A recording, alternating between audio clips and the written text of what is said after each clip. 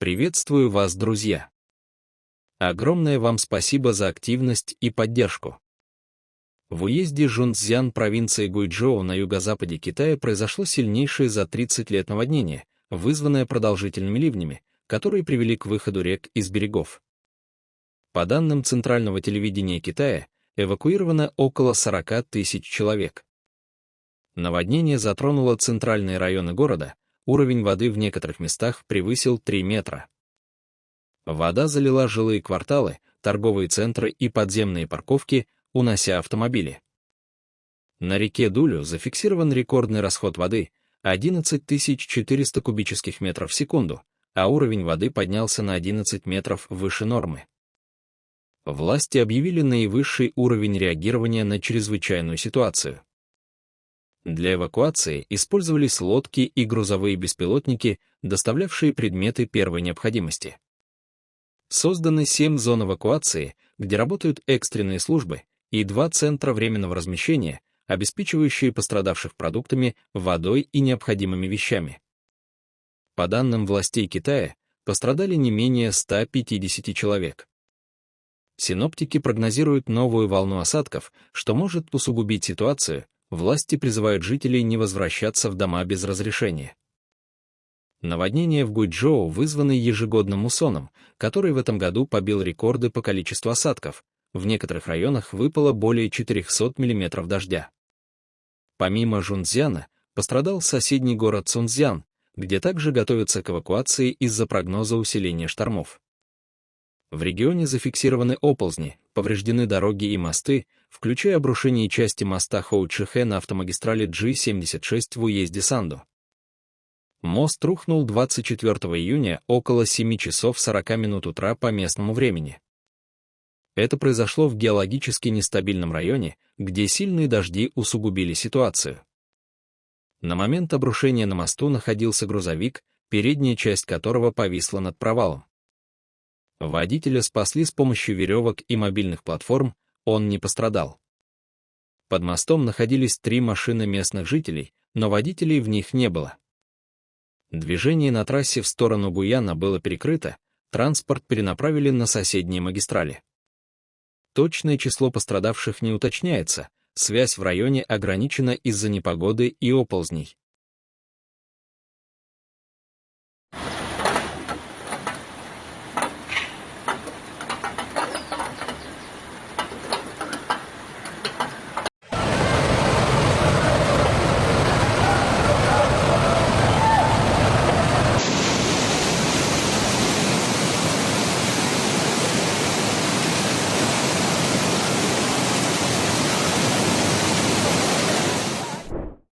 Дачный кооператив «Локомотив» в Забайкальском крае полностью сгорел в результате крупного лесного пожара под поселком Атамановка в 18 километров от Читы. Пожар, начавшийся 20 июня, охватил более 4500 гектаров леса. В СНТ, где насчитывалось около 150 участков, постоянно проживали как минимум 4 семьи, все они были эвакуированы. По словам главы Читинского района, кооператив считался нежилым, часть участков была заброшена, домов было немного. Пожар перешел в Верховой, перекинулся через федеральную трассу Чита-Забайкальск, которую несколько раз перекрывали. Тушение осложнялось сильным ветром, высокой температурой и отсутствием осадков. В ликвидации участвовали авиация и наземные силы, но огонь уничтожил все постройки. Свет, вот ваш дом, я так думаю, потому что это Колин. Вот здесь участок, а ваш, я думаю, да, вот этот? Да, вот светим. Ой, да? Да, светин, ага. Это вот ваш участок.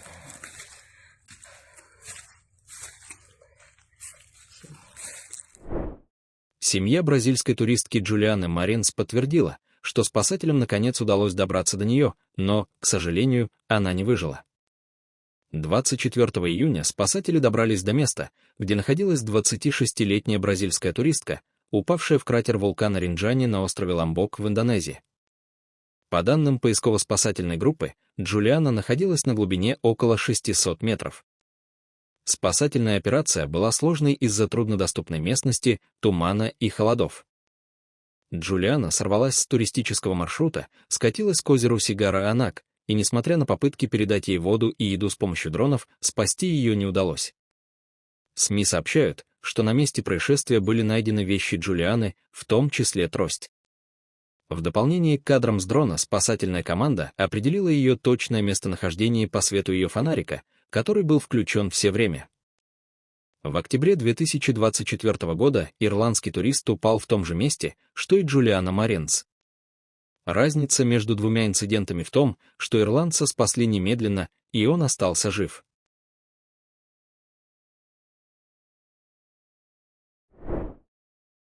С 23 на 24 июня в аргентинской провинции Буэнос-Айрес прошел снегопад. Для региона с субтропическим климатом это достаточно редкое событие. Последний снегопад в столичном регионе Буэнос-Айреса был зафиксирован 9 июля 2007 года. Климатические условия в провинции обычно характеризуются мягкими зимами в июне-сентябре с температурами от 8 до 16 градусов по Цельсию. Но в этом году холодные воздушные массы с юга, усиленные сильными ветрами, создали условия для выпадения снега. Метеорологи подчеркивают, что подобные явления в равнинной части провинции случаются примерно раз в 100 лет и трудно прогнозируются. Исторический снег в Буэнос-Айресе наблюдался в 1918 и 2007 году, что подтверждает редкость события.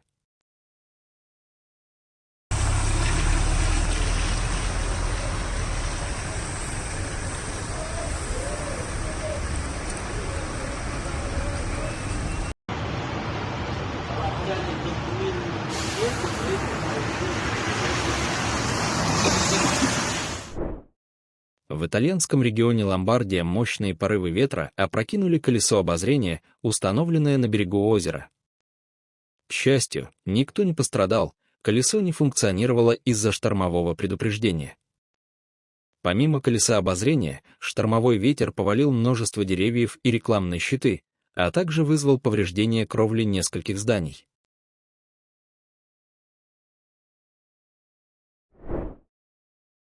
23 июня в Нарынской области Кыргызстана, в городе Нарын, сильный селевой поток, вызванный обильными осадками, затопил дворы 45 домов.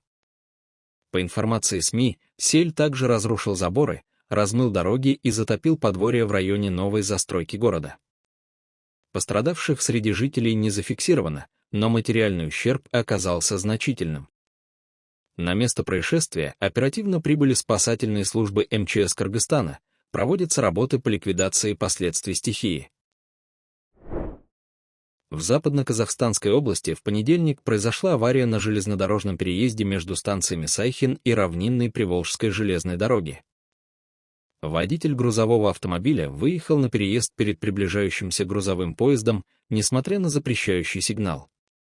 Машинист тепловоза применил экстренное торможение, но избежать столкновения не удалось. В результате аварии тепловоз загорелся, а грузовик получил серьезные повреждения. Водитель грузовика погиб на месте. Машинист и его помощник не пострадали, схода подвижного состава не произошло. Для ликвидации последствий на место аварии были направлены пожарный и восстановительный поезд. Авария привела к задержке 3 пассажирских поездов, следовавших через этот участок, включая маршруты из Москвы и Нижневартовска.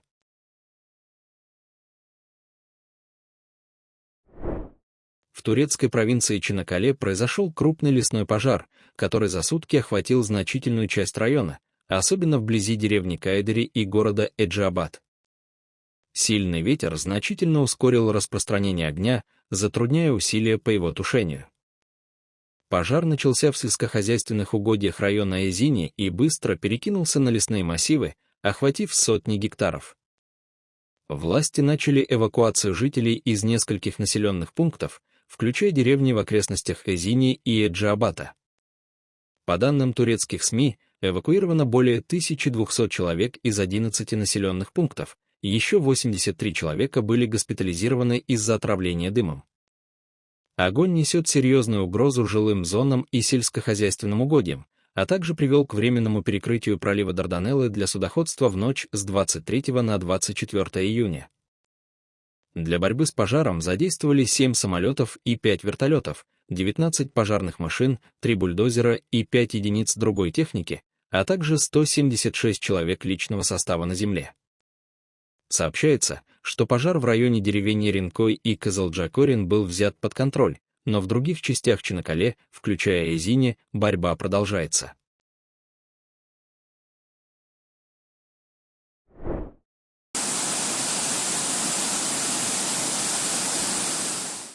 Венесуэлу охватили разрушительные наводнения и селевые потоки, вызванные интенсивными ливнями в штатах Мерида и Трухилье. Горные регионы и Лас-Меситас в муниципалитете Пампанита оказались в эпицентре стихийного бедствия, которое привело к разрушениям инфраструктуры и изоляции местных общин.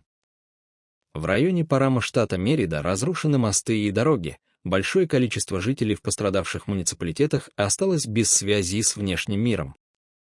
Сообщается о значительных материальных потерях. В Лас-Меситас мощный сель, спровоцированный ливнями, затопил дороги и вызвал оползни. Спустившийся с возвышенности селевой поток повредил несколько зданий, принес с собой огромное количество грязи и обломков. Сложившаяся ситуация значительно осложняет доступ к пострадавшим районам. Национальные службы по чрезвычайным ситуациям работают круглосуточно, оказывая помощь и расчищая завалы. Власти Трухильи и Мериды объявили чрезвычайный режим, призывая жителей избегать зон риска.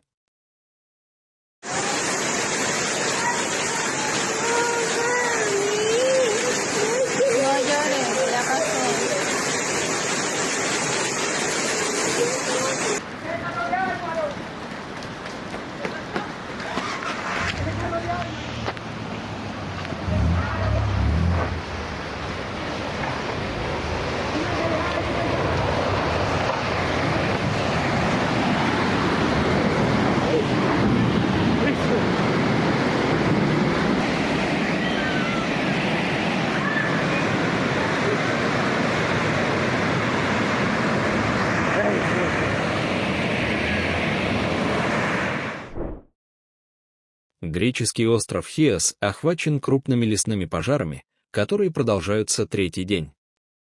Огонь уничтожил сотни гектаров лесов, пастбищ и сельскохозяйственных угодий, затронув центральные районы острова, включая окрестности города Хиос. Сильный порывистый ветер, достигающий 7 баллов по шкале Бофорта, способствует быстрому распространению пламени, осложняя усилия по тушению. Для борьбы с огнем на Хиосе задействованы значительные силы, более 400 пожарных, 38 пожарных машин, водовозы и техника греческой армии, мобильный оперативный центр «Олимпос» поддерживает наземные усилия. 14 вертолетов и 4 самолета проводят тушение с воздуха днем, ночные операции авиации серьезно ограничены из-за сложных погодных условий. Из Афин и Салоников на остров прибыли дополнительные подкрепления. Пожары вызвали масштабные отключения электроэнергии, затронувшие опреснительные установки, буровые и насосные станции, что дополнительно осложняет обеспечение водой пострадавших районов. Власти объявили чрезвычайное положение на Хиосе, проведена эвакуация нескольких деревень, включая районы вблизи города Хиос. Огонь угрожает жилым зонам, фермам и полям. На данный момент данных о жертвах нет, но инфраструктура и сельское хозяйство понесли значительный ущерб. — 24 июня сильные ночные дожди в Акапулько, в мексиканском штате Герреро, привели к наводнениям, затопившим районы города. По данным метеорологов, выпало более 50 мм осадков, ситуация сильно осложнилась из-за засорения песком ливневой канализации в районе Сан-Агустин, что препятствовало стоку воды. Уровень воды достигал 40 сантиметров. На главных городских магистралях, таких как проспект Костера Мигель-Алиман, наблюдались менее значительные подтопления, тем не менее они привели к пробкам на дорогах.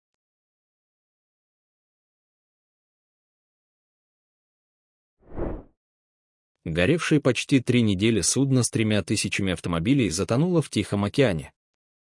Пожар на борту крупнотоннажного судна Morning Miders, который держал курс из Китая в Мексику, начался еще 3 июня. Попытки его потушить не увенчались успехом. Экипаж эвакуировали, а судно и груз оставили в открытом море. Повреждения, вызванные огнем, усилились из-за сильного шторма. В результате судно набрало воду и в конечном итоге затонуло. Причина пожара так и остается неизвестной. При этом, как отмечают СМИ, затопление судна почти не оставило улик для расследования происшествия. Всего на борту было 3000 новых машин, в том числе 800 электромобилей. Все это ушло на дно.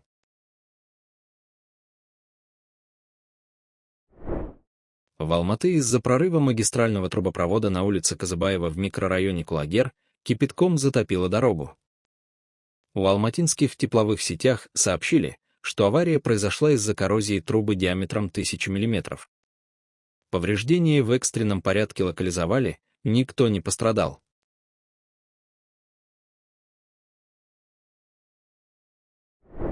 По данным лаборатории солнечной астрономии Института космических исследований и Института солнечно-земной физики, заметное ухудшение геомагнитной обстановки прогнозируется в ближайшие 2 суток 25 и 26 июня в связи с попаданием Земли в область возмущенной межпланетной плазмы с повышенной скоростью солнечного ветра.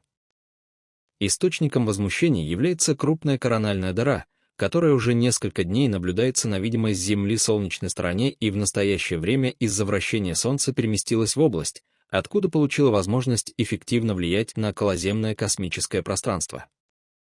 Согласно расчетам ученых, 25 июня начнутся небольшие геомагнитные возмущения, которые к полудню должны достичь максимальной величины, прогнозируемой как средняя магнитная буря G2. Возмущения не прекратятся и к концу суток. Как отмечают специалисты, сила магнитной бури немного упадет до G1, но продолжится еще и в четверг, 26 июня. Вероятность выхода шторма на более высокие значения, G3 и выше, составляет по тем же расчетам около 15%. Справедливости ради надо заметить, что существует 20% шанс, что сценарий бурь вообще не реализуется, и все обойдется геомагнитными возмущениями.